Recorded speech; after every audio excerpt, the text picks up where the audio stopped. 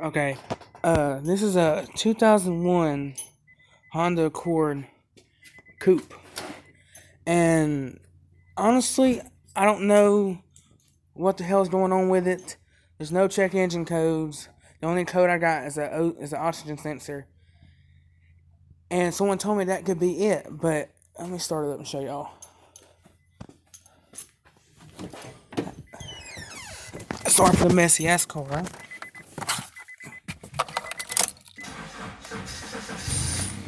Has 381,000 miles.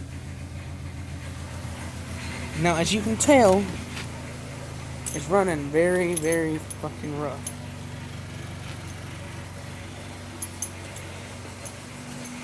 And honestly, I can't figure out what the hell's wrong with it. It backfires.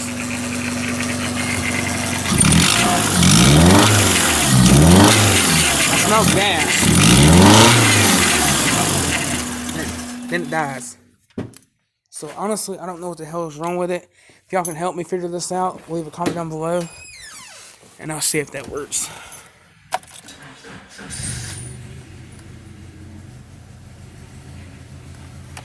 Oh, please help me, guys.